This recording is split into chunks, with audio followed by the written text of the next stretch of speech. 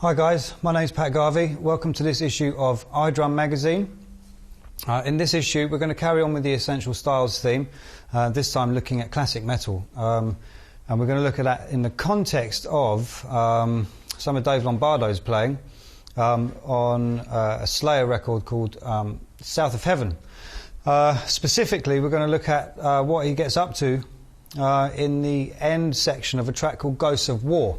The first time I heard this, I had to throw away the book on metal fills, basically, because he was doing a lot of things that were not very typical to a lot of the bands I was listening to, or the things around at the time. As you will have noticed from the performance introduction to this lesson, there are a lot of drum fills, primarily based around single stroke roll stuff, but then there's one fill that's also not really based around that, and we'll just look at a couple of exercises, and we'll look at specifically routining fills. Quite often when I talk about routining fills, I get a bit of a blank look, because it doesn't just mean playing it kind of 2 or 3 times. It means just routining it round and round and round, almost on just, if you think of it as a loop, just looping the fill round and round. It does a few things, one of which is you get to routinely practice without break the ideas that you're trying to nail. The other thing is it helps with the logistics of getting around a kit, because when you're moving quite fast and powerful single stroke rolls around the kit, you need to be able to get around it without hitting lots of stuff in between. The other thing it helps you with is stamina, because if you're playing this kind of music, or in fact if you're playing any music on an almost nightly basis and you're rehearsing a lot, then one of the things that you will need is stamina to just be able to play them. I'm going to talk about the first fill because it comes first. It's essentially a load of just 30-second notes chucked around the kit. It's not exactly what Dave Lombardo's playing on the record, but it's enough of an idea to how to build this kind of thing. So what I'm going to do is I'm going to play the fill, but I'm going to just routine it. So when I've finished it, I'm going to start it immediately again, and I'll do that round a few times. Okay, so.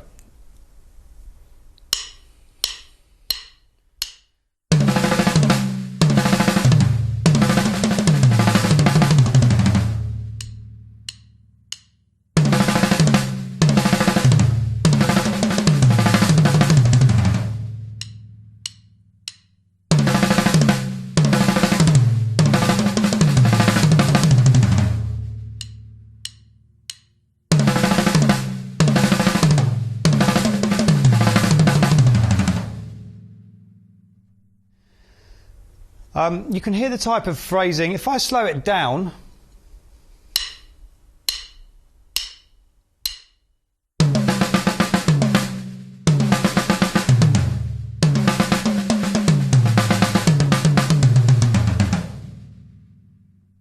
so for example, one of the things that might trip you up, and certainly tripped me up when I was a kid learning this stuff, is, and when I say kid I mean a teenager, is the left hand, because it breaks off into that kind of accent, which gives the fill real excitement.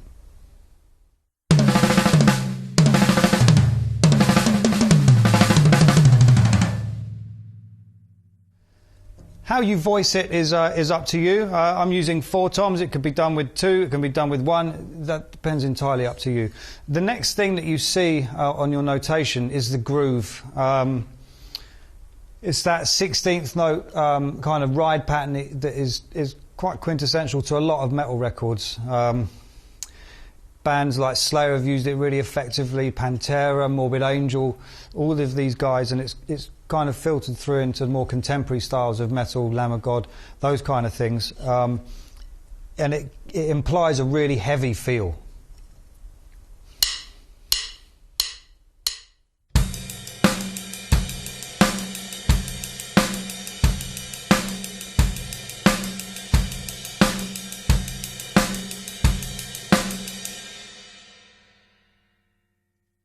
You hear some guys playing it on the bell of the ride. Vinnie Paul's a good example of that.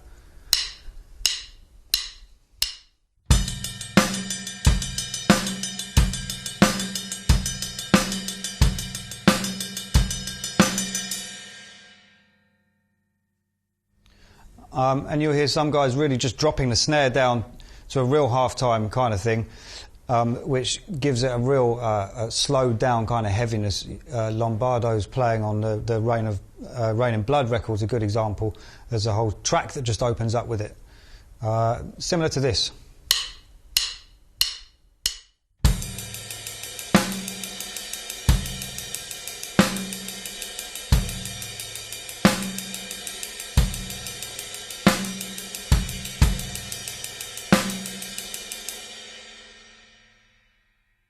So that's just a little breakdown of the groove, if you like. We're not going to expand on exactly what's being played where. It's just to get the idea across, because once you've got that, it's something you can really work with. So let's get into what happens next, which is essentially a load of fills, one after the other. But when you listen to them, they're actually, I think of it as tagged on to bits of groove. If we play the first one, again, it's the fast 30-second notes, but there's a bit of groove at the beginning.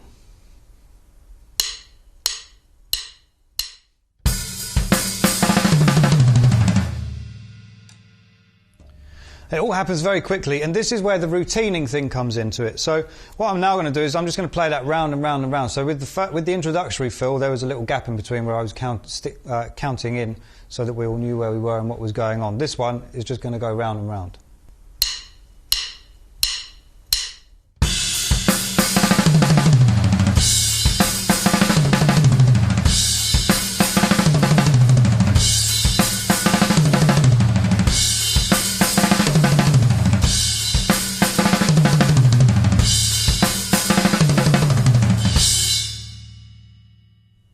So just round and round and round. There's nothing wrong with building up a sweat with this kind of thing at all. A good exercise for just getting around the kit is just to decide how many hits you're going to play on each drum and work your way down and back up. So like a kind of helicopter thing, you can go round and round, or you can go anti-clockwise, or a bit of both, or whatever. I'll show you what I mean. So I'm going to play 2 on each.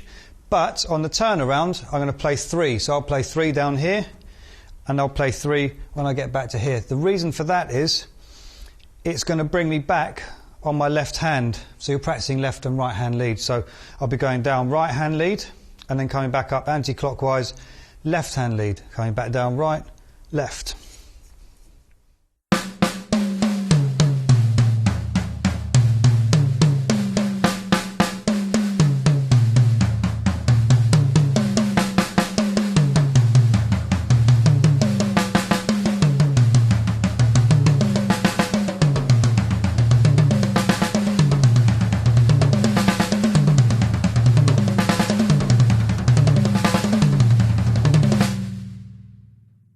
You get the idea. It builds up, dexterity getting around the kit, and again helps you with stamina and aspects of playing this type of music, or any type of really high energy music for lengths of time.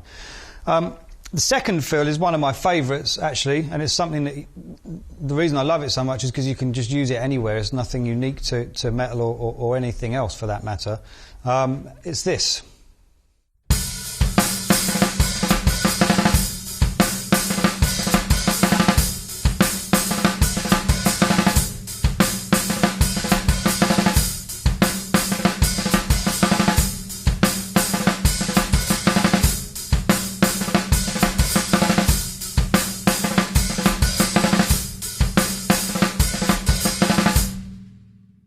There's quite a swagger to it in terms of using it in metal, because it's quite a dynamic fill.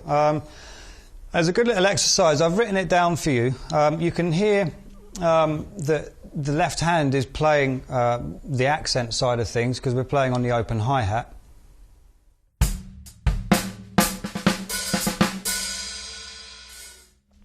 So the exercise has to reflect that.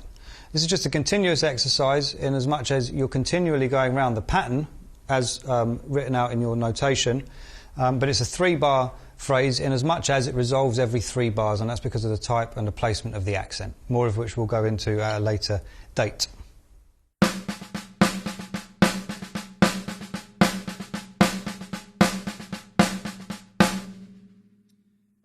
That's cool, but then you don't know where you are. And one of the things with drum fills is you've got to know where you are as a drummer to come back out of them in the right place. So we're going to play that. I'm going to play that over a 4 on the floor bass drum and a 2 and 4 hi-hat.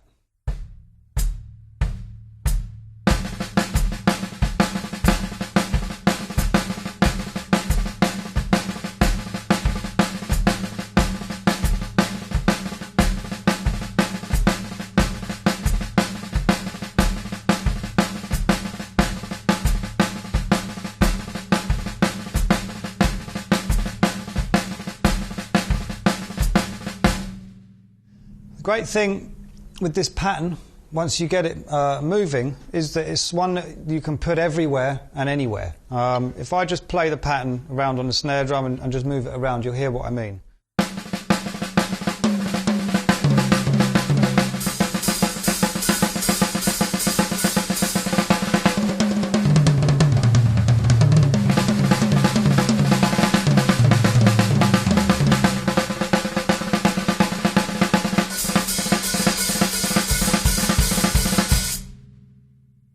So you can hear the possibilities in it, and it's just a question of slow practice.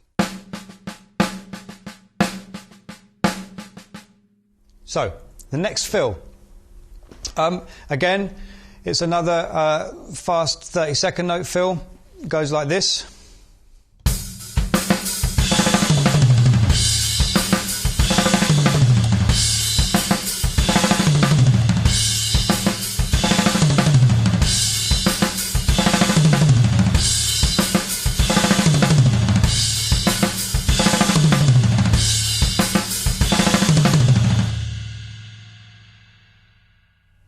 Again, there's the routining idea.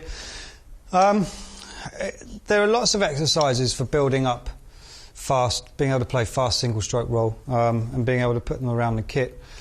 If you are already working on this kind of thing, this is a really good exercise. It's just something you can do on the snare drum.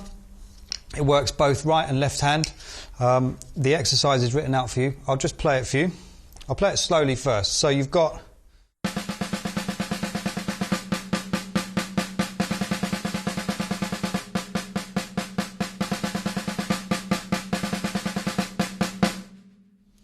Now, if I play that and build the speed on it gradually.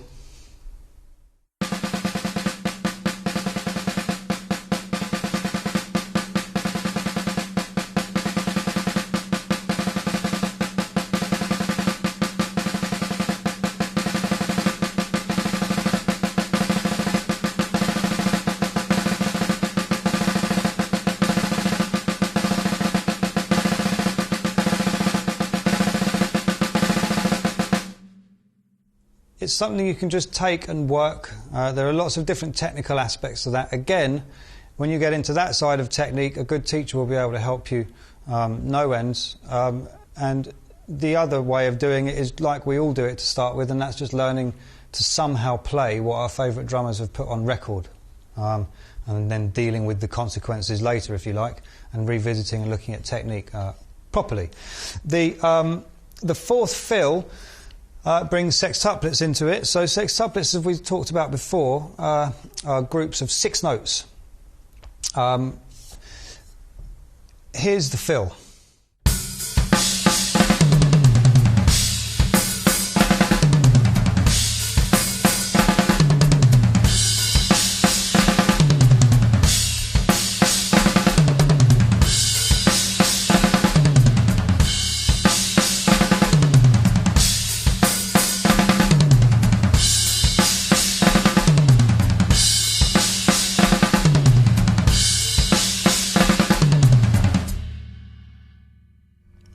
Again, it's just the whole routining idea. Exercises for playing sextuplets around the kit, the same rule applies. It's just practice, and it's just listening, and it's learning how to phrase them, and then it's just getting the power into the stroke. I say just getting the power into the stroke. These things come with time, with perseverance, and with playing, and with practice. The fifth and the sixth fill are not really fills, but they're more kind of grooves with tags on the end. So the fifth one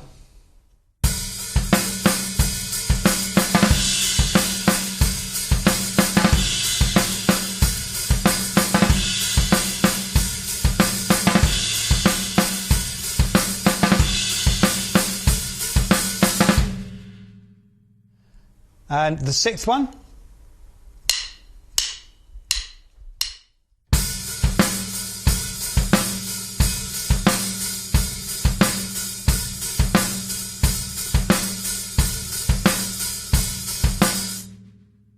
So it's just quite a heavy groove really, and what it does is it joins those two to the end one, which is this.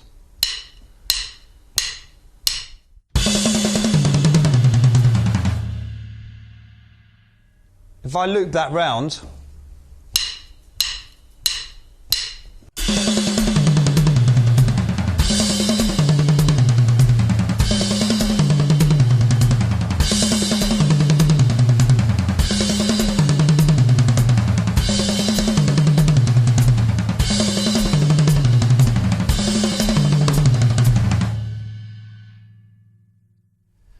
again, it features sextuplets heavily, and it's quite a dramatic ending feel to that whole section.